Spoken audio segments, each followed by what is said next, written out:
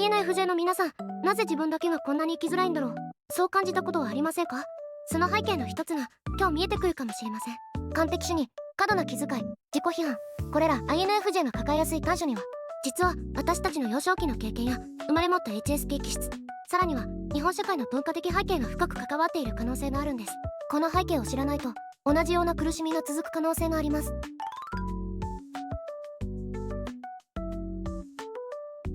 お疲れ様です。会社員ひなたです。このチャンネルでは INFJ の皆さんを職場や人間関係で感じる生きづらさを心理学と MBTI 理論の視点から一緒に考察していく動画をお届けしています。こんにちはなのだ。ずんだもんなのだ。今日もひなたさんと一緒に勉強するのだ。前回の動画では INFJ の具体的な短所についてお話ししました。なぜ私だけがこんなに完璧主義なんだろう。どうして他の人より疲れやすいんだろう。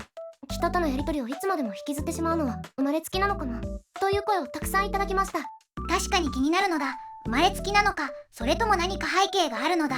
実は INFJ の短所の多くは生まれつきではなく、私たちが経験してきた環境や人間関係によって形成されている可能性があるという研究があるんです。特に今日はその根本的なメカニズムを一つの視点から深く掘り下げていきます。7年、なぜ自分はこんなに生きづらいんだろうって悩んできた方も多いと思います。でも心理学や MBTI 理論を学んでいく中でその背景が少しずつ見えてくることがあるんです。今日はそうした気づきを皆さんと共有したいと思います。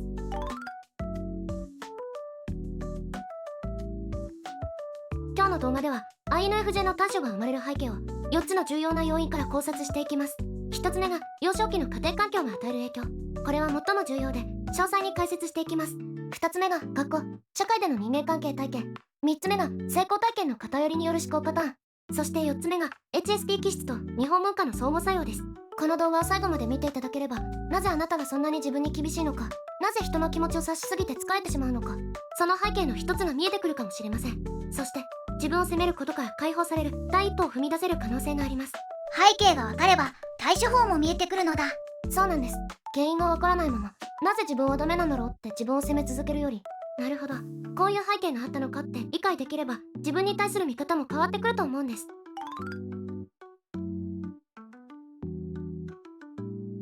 まず最初に重要な要因の一つである幼少期の家庭環境が与える影響についてお話しします。 INFJ の完璧主義や極端な自己批判は多くの場合幼少期の家庭で学習した条件付きの愛情パターンに関連している可能性があるんです。よくあるパターンとしてテストで良い点を取った時の家族の反応があります。例えば95点を取って喜んで報告した時に、なんで100点じゃないの、あと5点もう少し頑張れたでしょ、隣の〇〇さんのお子さんは100点だったって聞いたわよ、といった反応が返ってくることがあります。95点でも十分すごいのに、それは辛いのだ。こうした体験を重ねると子供の心の中では混乱が生まれます。あれ、95点っていい点数じゃないの、お父さんお母さんをがっかりさせちゃった、95点じゃダメなんだ、完璧じゃないと認めてもらえないんだという思いが芽生えてしまうことがあります。その瞬間から勉強に向かう時も宿題をする時も常に100点を取らなきゃ、完璧にやらなきゃという脅迫観念に駆られるようになってしまう場合があります。友達が95点すごいじゃんって言ってくれても心の底では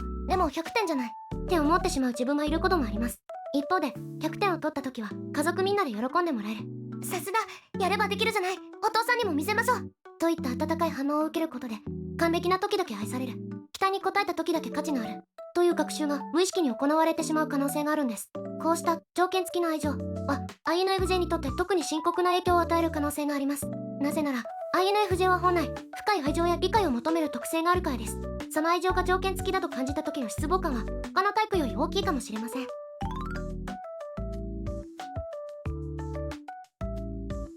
さらに多くの INFJ 家庭では INFJ が調和を保つ役割、聞き役、問題解決者として機能することが期待される傾向があります。家族が喧嘩しそうになると間に入って場を和ませる役割を担うことがよくあります。よくあるパターンとして父親が仕事のストレスでイライラし、母親も家事と仕事の両立で疲れている時、夕食時の雰囲気がキリキリしてしまうことがあります。そんな時 INFJ の子供は今日学校でこんな面白いことがあったよ、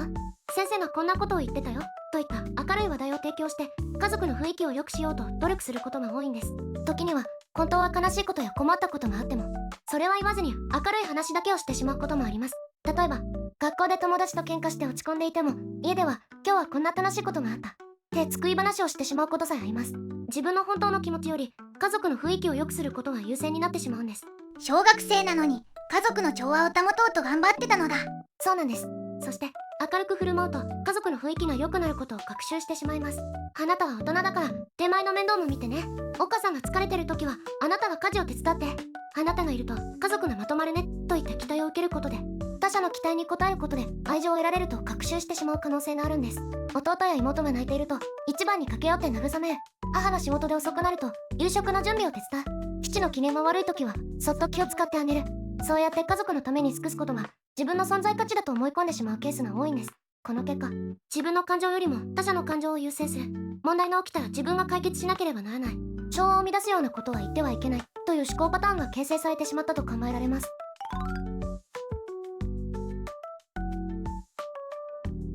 これらの経験が積み重なるとどんな影響が出る可能性があるでしょうか。まず、完璧でない自分は愛されないという深刻な思い込みが形成される場合があります。そして感情を表明すると迷惑をかける。他者の期待に応えることが自分の価値という考え方が無意識に刷り込まれてしまうことがあるんです。こうした思い込みは大人になってからも続く可能性があります。例えば会社で上司からこの資料もう少し詳しく調べてもらえると言われた時、客観的に見れば単に追加情報が必要だっただけなのに私の調査が不十分だった、期待に応えられなかったと深く落ち込んでしまうことがあります。その夜は眠れなくなって、なぜもっと完璧にできなかったんだろう、上司をがっかりさせてしまったと何時間も自分を責め続けることもあります。これは幼少期の完璧でないと愛されないという学習が影響している可能性があります。また友人から相談を受けると、この人の問題を解決してあげなければ、私が何とかしなければという強い責任感を感じてしまうことがあります。友人はただ話を聞いてほしいだけかもしれないのに、解決策を必死に考えて結果的に相手にプレッシャーを与えてしまうこともあります。子供の頃の経験が大人になってからの行動パターンに影響してるのだ。でもここで重要なのは、これは決してあなたの親の悪いということではないんです。多くの場合、親御さんも同じような環境で育ち、良かれと思ってやっていることなんです。子供に頑張ってほしい、立派な大人になってほしいという愛情から出た行動である場合が多いんです。問題はこのパターンが大人になっても無意識に続いてしまう可能性があることなんです。そして INFJ の特性である深く考える、他者の感情に敏感という長所は時として過度に考えすぎる、他者の感情を背負いすぎるという短所に転じてしまうことがあるんです。でも家庭環境だけではありません。学校や社会での経験がこの思い込みをさらに強化してしまう可能性があるんです。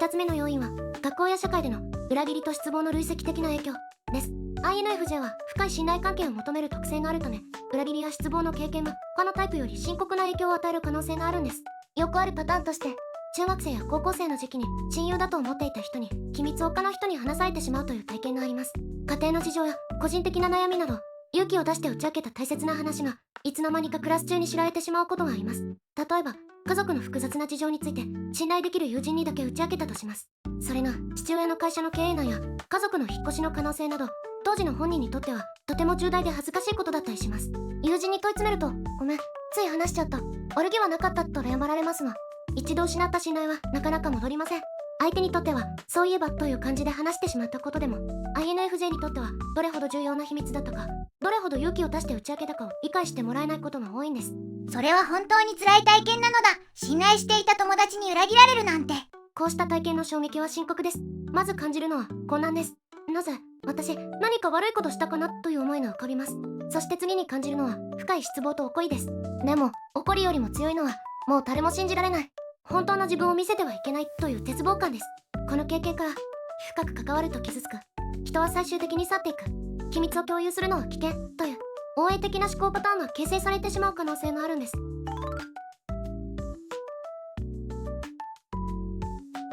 さらに学校や職場での理解されない体験も INFJ の自己価値観に大きな影響を与える場合があります。表面的な会話についていけずつまらない人と思われたり、深い話題を持ち出すと重い、暗いと言われたりすることがあります。よくあるパターンとして、大学のゼミや職場の会議でみんなが表面的な議論をしている中で INFJ が本質的な問題について発言することがあります。例えば環境問題について話し合っている時に、リサイクルすればいい、エコバッグを使えば解決といった話が出ている中で、根本的には私たちの消費行動や価値観を見直す必要があるのではといった深い視点を提示することがあります。するとその場がしんと静まり返り、真面目すぎて疲れる、そんな深く考えなくてももっと気楽に行こうといった反応が返ってくることがあります。真剣に考えていることを疲れるって言われるのは悲しいのだ。このような体験をすると恥ずかしさと孤独感でいっぱいになります。私の考え方は変なんだ、みんなと違うことを考えてる私はおかしいんだもっと軽い話をしなきゃいけないんだという思いが生まれてしまいます。それ以降当たり障りのない発言しかしなくなったり、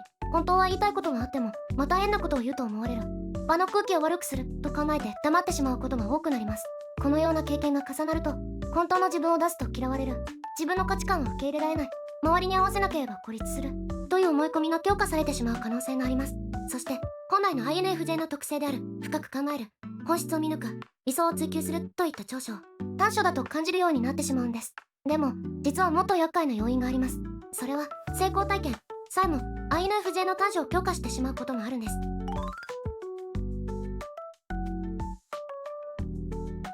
3つ目の要因は成功体験の偏りです。 INFJ は質の高い成果を出すことが多いため、完璧な時だけ評価されるという成功体験が偏って蓄積されてしまう傾向があるんです。よくあるパターンとして、新入社員の時に重要なプロジェクトを任されることがあります。 INFJ は期待に応えなければ絶対に失敗できないという強い思いで取り組むため、通常よりもはるかに時間をかけて詳細な資料を作成することが多いんです。毎日遅くまで残業し、休日も図書館で関連書籍を調べ、競合他社の分析やターゲット層の詳細な調査を行います。普通なら1週間程度で終わる作業に3週間かけて非常に詳細な資料を作成することもあります。完璧を目指さない、睡眠時間を削ってでも取り組み、プレゼンテーションでは上司や部長から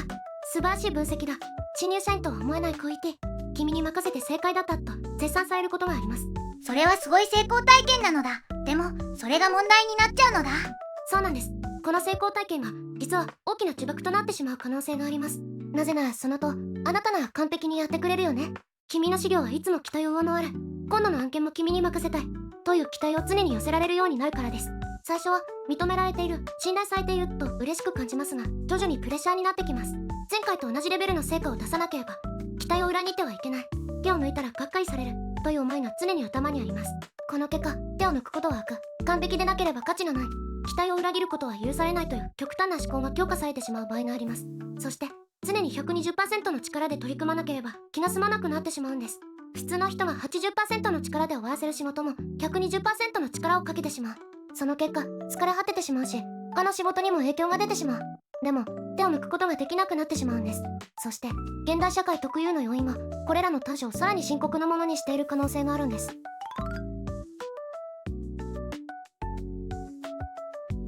4つ目の要因は HSP 気質と日本文化の相互作用です。実は INFJ の人は HSP の気質を併せ持っている可能性があります。 HSP 気質とはアメリカの心理学者エレン・アワン博士が提唱した概念で、生まれつき感受性が非常に高く、環境からの刺激を人一倍強く受け取る特性のことです。人口の約 20% がこの特性を持っているとされています。どんな風に刺激を強く受け取っちゃうのだ。具体的には音、光、匂い、他人の感情、環境の変化などに対して一般的な人よりも敏感に反応してしまうんです。例えばオフィスの蛍光灯のかすかなちらつきが気になって集中できなかったり、エアコンの音が少し大きいだけで疲れてしまったり、同僚がイライラしているとその感情が伝わってきて自分も不安になったりします。会議室の温度が少し高いだけで頭がぼーっとしてしまったり、香水の匂いが強いと気分が悪くなったり、人混みの中にいると異常に疲れてしまったりと、こうした細かな刺激が日常生活に大きな影響を与えることがあります。これが先ほどお話しした3つの要因の影響を増幅させてしまう可能性があるんです。例えば環境からの刺激を人一倍強く受け取るから些細なことでも疲れてしまったり、他者の感情を敏感に察知しすぎるから常に気を張ってしまったり、批判や否定的な反応を深く内面化してしまうから立ち直るのに時間がかかったりと、これらが複合的に作用するんです。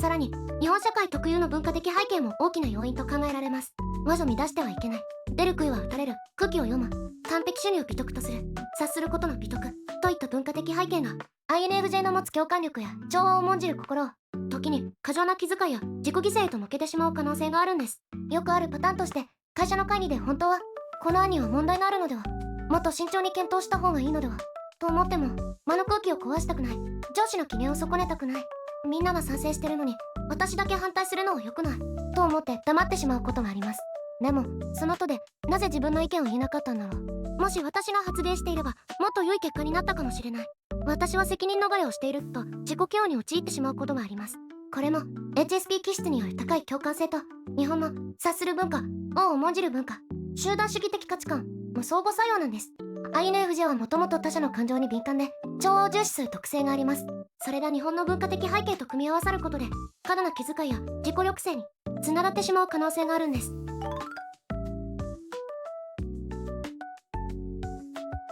今日は INFJ の短所が生まれる背景について4つの要因から詳しく考察しました。1つ目の幼少期の家庭環境での条件付き愛情パターンと役割固定化。2つ目の学校社会での人間関係体験による信頼への不安と孤立感。3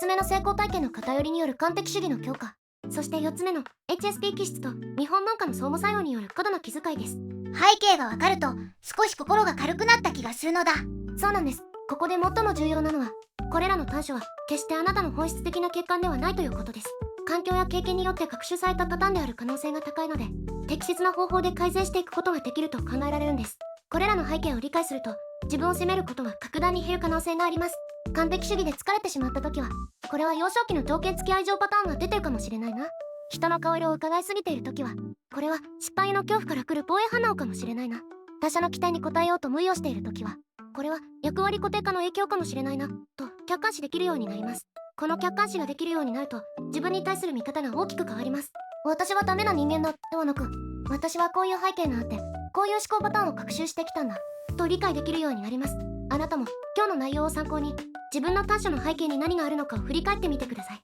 どの要因が特に当てはまるか、どの体験が今の自分に影響を与えているかを考えてみてください。そしてそれは決してあなたの価値を下げるものではないということを心に留めておいてくださいね。コメント欄で今日の内容で感じたことや皆さんの体験談も教えてください。私もこんな経験があった、この部分がすごく共感できた、こういう背景があったのかもしれないなど、どんなことでも構いません。同じ INFJ として一緒に学び支え合っていきましょう。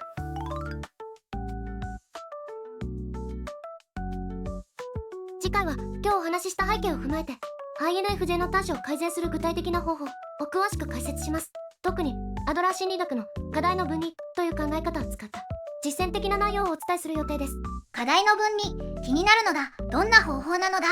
相手の感情は相手の課題、私の課題ではない。その問題について最終的に責任を負うのは誰かという考え方で INFJ の人間関係の悩みが改善される可能性があります。具体的な実践方法や日常生活で使える小さな習慣の変え方もお話しする予定です。もしこの動画が役に立ったら高評価とチャンネル登録をお願いします。 INFJ の皆さんが自分らしく生きられるよう、これからも有益な情報をお届けしていきます。また次回なのだ。見逃さないためにチャンネル登録をお忘れなくなのだ。